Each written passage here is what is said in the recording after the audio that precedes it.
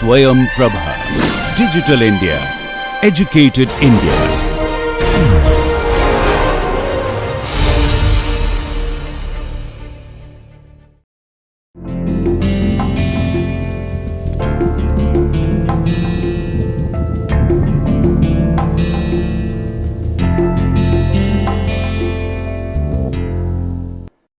Welcome back.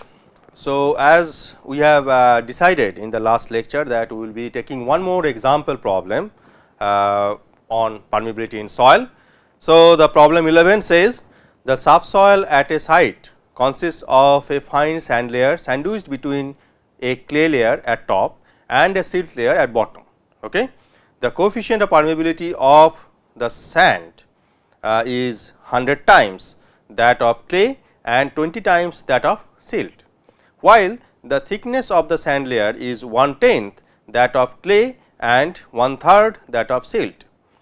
Find out the equivalent coefficient of permeability of the deposit in directions parallel and perpendicular to the bedding planes in terms of the coefficient of permeability of the clay layer. Okay. So, I hope that you have understood the problem. You have the sand layer, okay, and you have the clay layer at the top and silt layer at the bottom. That means, the sand layer is getting sandwiched between clay layer and the silt layer. So, the information about the permeability of different layers are given, that is the permeability of sand layer is 100 times that of clay and 20 times that of silt, and the thickness of the layers are also given. So, we need to find out the equivalent permeability or the equivalent hydraulic conductivity when the flow is happening in the parallel or the horizontal direction, when the flow is happening in the vertical direction. So, that means, the theory whatever has been covered to find out the equivalent hydraulic conductivity, now that will come into picture. So, let us start this problem.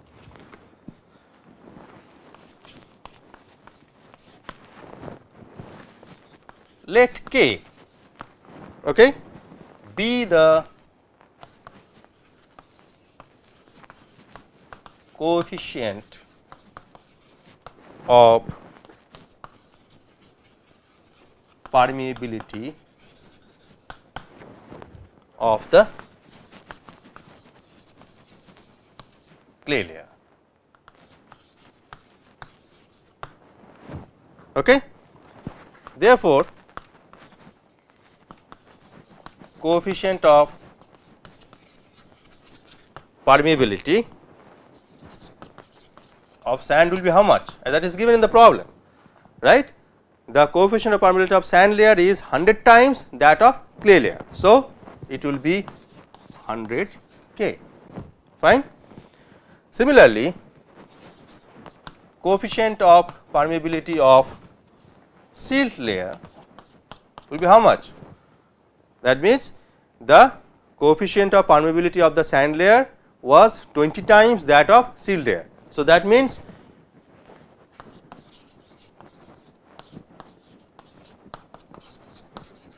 this is the coefficient of permeability of the silt layer, that means 1/20th of the sand layer permeability.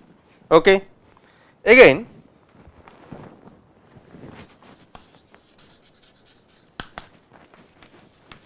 let Z be the thickness of the sand layer. Okay. So, let us assume that Z is the thickness of the sand layer. So, therefore, the thickness of clay layer will be how much, that is given in the problem, that is 10 times the thickness of the sand layer. Okay. And the thickness of silt layer is 3 times that of sand layer, that is given in the problem. So, we are not doing anything new. Okay. So, therefore,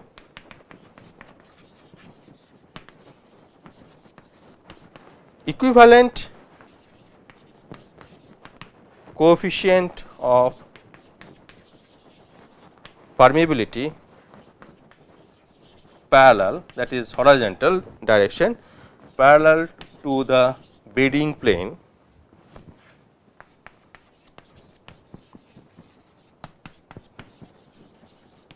is equal to K H equivalent is equal to K H 1 into H 1 plus K H 2 into H 2 plus K H 3 into H 3 divided by the total depth of the bedding plane H 1 plus H 2 plus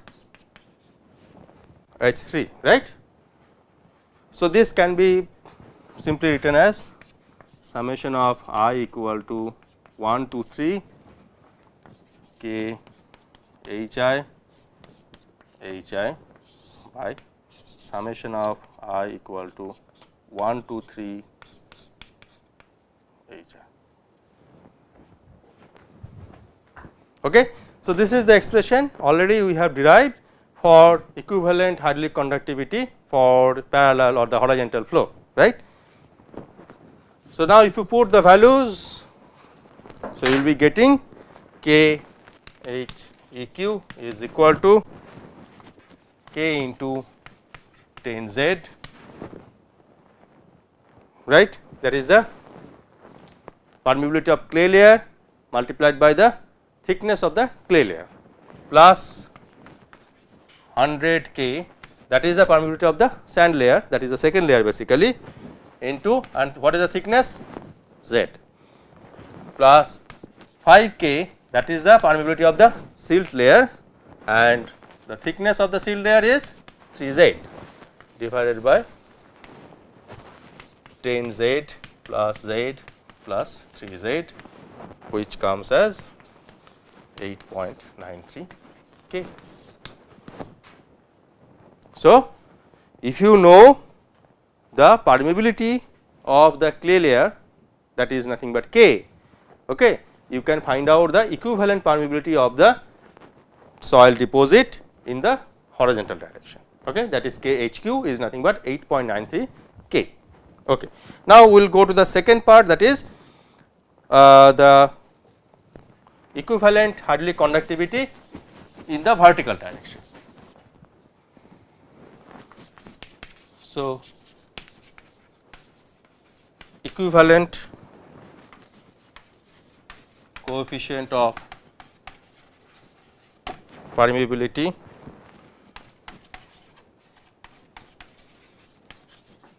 perpendicular to the bedding planes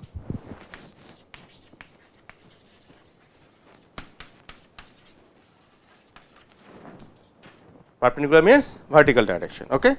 So, that will be expressed, and you know the expression. So, I need not to go through in much detail. KV equivalent was equal to H1 plus H2 plus H3 divided by H1 by K V1 plus H2 by K V2 plus H3 by K V3. Now, here it is worth noting that the permeability in the horizontal direction for individual layer is equal to the permeability in the vertical direction in individual layer. We are not considering different permeability in horizontal as well as vertical direction. Okay. So, that means you can consider the soil is completely isotropic soil. Okay. So, if that is true, then we can put the values here 10 Z, that is H1 plus Z plus 3 Z by 10 Z by K plus Z by 100 K plus 3 Z by 5 K, which gives me 1.319 K. Okay. So, that is the equivalent conductivity, equivalent hydraulic conductivity in the vertical direction, that means perpendicular to the bedding planes. Okay. So, that these three problems, in the last lecture we have taken two problems in permeability and we have taken one problem in this lecture in permeability. I hope that it will cover the concept, or it will try to generate the background in permeability of soil. Now, we will start a new topic that is nothing but seepage in soil. So, this concept is basically based on the concept whatever you have learnt just now, that is the permeability in soil. And now, basically seepage is very important to obtain. I mean, if you want to find out the uplift pressure below some hydraulic structure like dam, concrete dam, or say how much water is seeping through from the reservoir to the downstream side. So, those kind of information if you want, okay, so you need to know or you need to develop the background in the seepage in soil, otherwise it will be very difficult to understand the concept. Okay. Now, in many instances the flow of water through soil is not in one direction, right. So, already if you see that water flow is happening, already you have seen from the permeability chapter that water flow is happening in the horizontal direction as well as in the vertical direction. That means, the water will find its own path. So, wherever it gets path, it will try to follow in this direction. So, now in depending on the I mean flow barriers or the flow resistance in different directions, it will flow in respective direction. So, if it I mean if your permeability in the horizontal direction is very less, and if your permeability in the vertical direction is very high. So, depending on that it will adjust, right, water will adjust its own flow. That means, in many instances the flow of water through the soil is not in one direction only, nor is it uniform over the entire area perpendicular to the flow, right. It is not uniform through the I mean on the perpendicular to the entire area perpendicular to the flow. That means, if the flow is happening in this direction, if this is the perpendicular plane, say it will not be remaining constant, right, it will not be remaining uniform. So, it will be non-uniform flow along the same cross section. Okay. Now, before going to the detailed analysis or the detailed concept for the seepage analysis, we need to know the Laplace equation for continuity. At least we will develop the equation of Laplace equation for continuity for 2D system. You can extend that thing very easily for the 3D flow. Okay. So, for flow at a point, we consider an element soil block. So, we will consider one element soil block. I will come to the figure later on. First, I am talking about those parameters.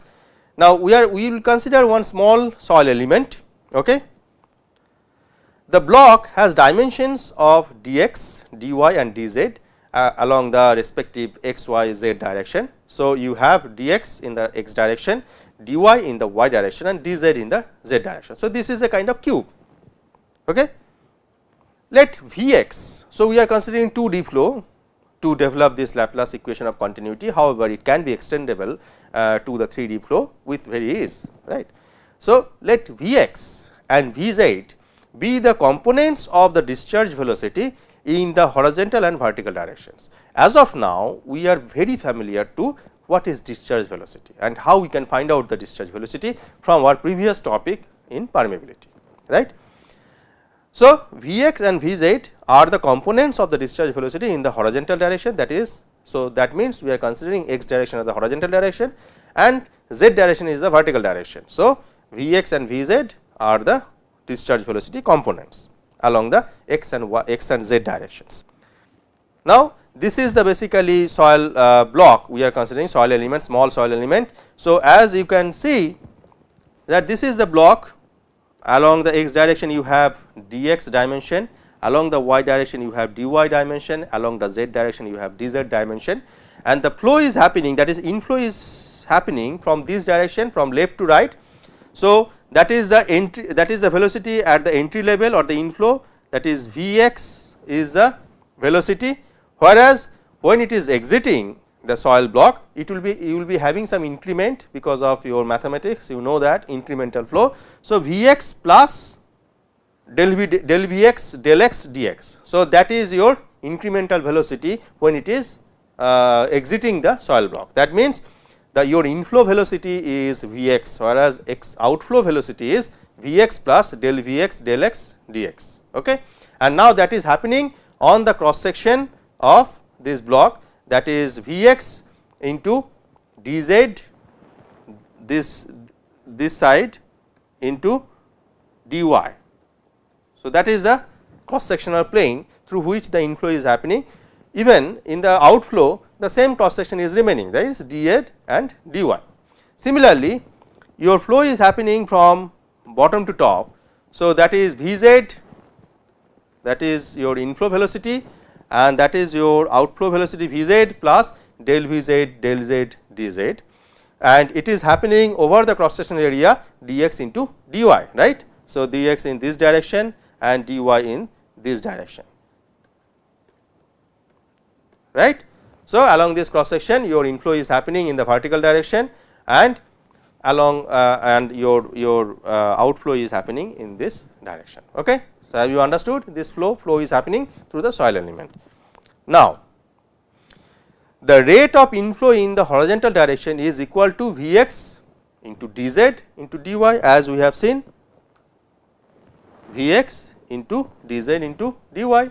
So, that is the rate of inflow in horizontal direction. Similarly, rate of inflow in the vertical direction is Vz into dx into dy, dx and dy was the cross sectional area through which the inflow is happening in the vertical direction, and vertical direction the discharge velocity component was Vz. So, that is the inflow. Similarly, we can find out the rate of outflow in horizontal direction is Vx plus, that is the incremental velocity, Vx plus del Vx del x dx into the area will be, cross section area will be remaining same, that is dz into dy. Similarly, we can find out the rate of outflow in the vertical direction, that is incremental velocity Vz plus del Vz del z dz into dx dy. So, that will be remaining same in the vertical direction. So, assuming the water is incompressible and that no volume change in the soil mass occur, we know that the total rate of inflow should equal to the total rate of outflow, because if we consider that the water is incompressible, that means the water is not showing any volume change during the flow, because it is completely incompressible and you cannot expect any volume deformation or the volume change in the incompressible material. As well as if we consider there is no soil volume change in the soil mass is happening, that means the whatever volume you started with and the volume will be remaining same even after flow, then we can say that whatever discharge, whatever rate of inflow was happening or was there, the rate of outflow will be remaining same, because you are not experiencing any volume change inside the soil element, neither from the soil volume nor from the water volume. So, whatever inflow is happening or inflow is occurring, the same amount of water will be going out from the element. So, inflow must be equal to outflow. If that is true, then we can write down. So, this total was your outflow, right. So, Vx plus del Vx del x dx into dz dy plus Vz into del Vz del z dz into dx dy. So, this is basically outflow happening in the x direction, this is the outflow happening in the z direction, vertical direction, okay. And this is your inflow in the x direction, this is your inflow in the z direction. So, outflow must be equal to inflow. So, that is this equation. So, if that is true, then from this equation I can write down del Vx del x plus del Vz del z is equal to 0, that is equation say 2.1. Okay. Now, I can express Vx as per Darcy's law, whatever we have seen in the previous chapter, that is permeability in soil. Through Darcy's law we can write down Vx. What is Vx? That is the hydraulic gradient in x direction, say kx, multiplied by coefficient of permeability in x direction kx and hydraulic gradient in x direction, say Ix. So, kx Ix.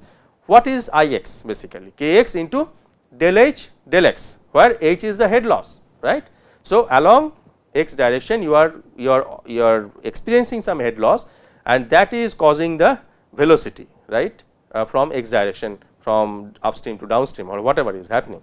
So, V x is nothing but k x into del h del x. Okay. Similarly, I can write V z is equal to k z into del h del z. So, the same head loss is happening, I mean this same kind of expression we will be getting through the head loss. Okay. Now, in place in equation 2.1, if we place this expression of V x V z and V x, so we will be getting one expression very similar to that, k x into del 2 h del x 2 plus k z into del 2 h del z 2 is equal to 0. So, this is your basically Laplace equation of continuity. So, now if I consider the soil is isotropic, that means in any direction, in x direction or z direction or y direction, whatever direction you consider, your hydraulic conductivity will be remaining same. So, if the soil is isotropic with respect to the hydraulic conductivity, then I can say k x is equal to k z, am I right? So, in x direction as well as in z direction, your hydraulic conductivity will be remaining same if I consider the soil is isotropic with respect to the hydraulic conductivity. If that is true, then from the previous expression or equation 22.4 will be boiling down to del 2 h del x 2 plus del 2 h del z 2 is equal to 0, and this equation is valid, or this is nothing but the Laplace equation of continuity for isotropic soil. Okay.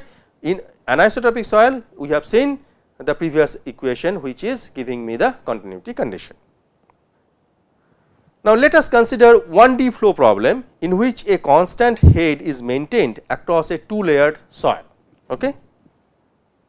The head difference between top of layer 1 and the bottom of layer 2 is h 1. So, we will see the figure in the next slide, and you will see that the figure is like this. So, you are considering this is your soil 1, okay, and depth of say soil 1 is h 1, depth of soil 2 is h 2, and you are supplying water on top of the soil 1, okay, and you are maintaining constant head basically, and this is the head, this is the water level, okay, water head at the exit of soil 2, that is the specimen 2, and the permeability of soil 2 is K 2, permeability of soil 1 is K 1, and this H 1 is the head difference as it is given in the previous slide. The head difference between top of soil layer 1 and the bottom of soil layer 2 is H 1. So, H 1 is the difference between top of soil layer 1 and bottom of soil layer 2, the head difference, okay, and we are considering the Z, okay, starting from the top of soil layer 1 and it is continuous say some coordinate axis. So, Z is 0 means the top of soil layer 1, Z is H 1 means the intersection or the I mean interface between soil layer 1 and soil layer 2, whereas when Z is equal to capital H 1 plus capital H 2 is nothing but the bottom of soil layer 2. Okay. And here we can see that H 2 is nothing but the head difference between this soil, I mean when we will be discussing that thing, when it is happening at the bottom of from the bottom of soil layer 2 and the middle of soil layer 1.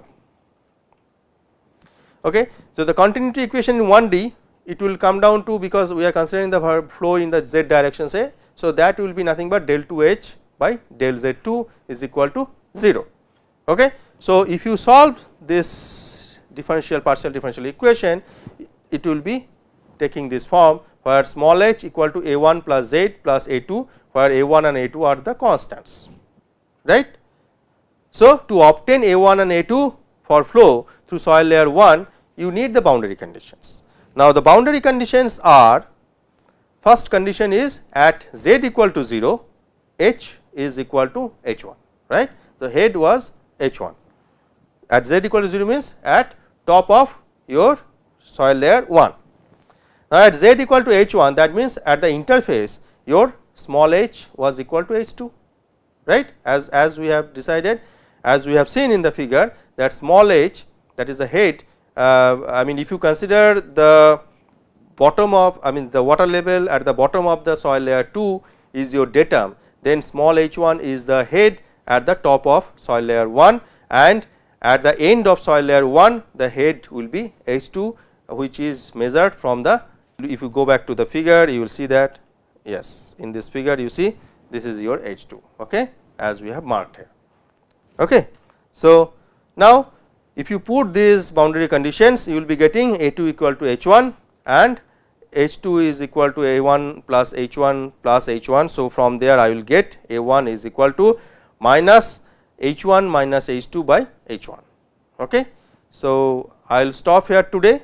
So, we will be, I mean, continuing this thing in the next class, and we will be seeing that you can put some different boundary conditions when the flow is happening through the soil layer 2, and based on that we can find out the final expression.